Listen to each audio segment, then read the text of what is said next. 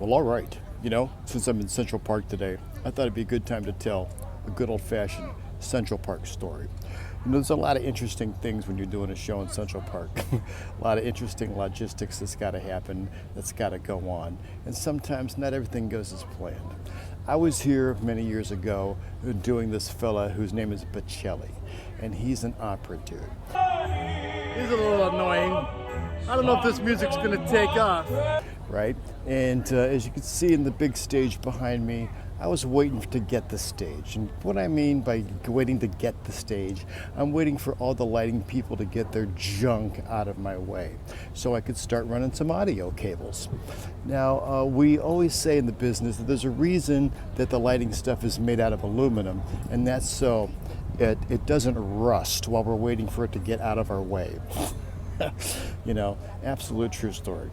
So the lighting finally goes up, and I get the stage, and I'm able to go out and do my thing. And we're going to have an orchestra with 100 members of the New York Philharmonic. We're going to have like 100-member choir there.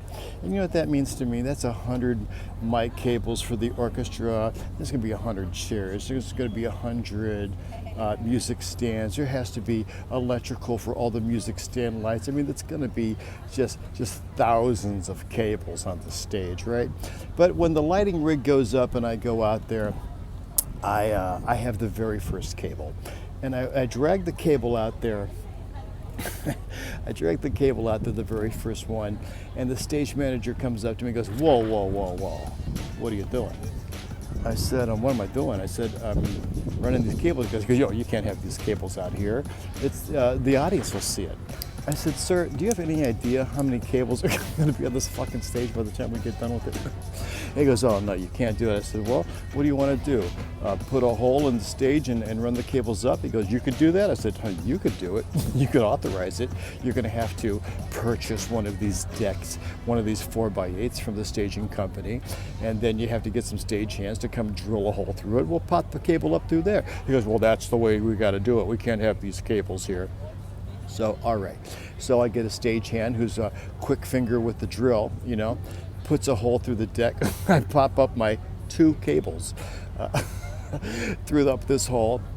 Then somebody shows up that's higher than him up the food chain, all freaking out. "Who the fuck said you could put a hole in the deck?" I said, "That guy over there."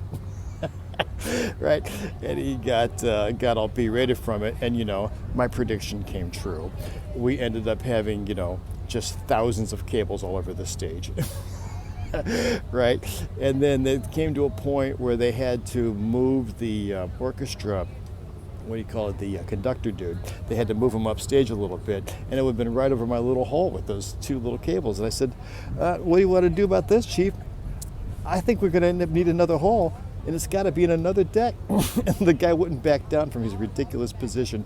We put another hole in another deck, popped those 2 cables up, and they had to spend $1,000, a couple of $1,000 on staging decks for my 2 stupid holes for those 2 stupid cables when the stage had thousands of cables on it, man. Just really ridiculous. And if you hire somebody, if you're somebody that hires a technician, hey, do yourself a fucking favor. Listen to the people that you hire. All right, if you don't trust the people you hire, don't hire them at all. But that's what I got to say about that. All good in the hood, man.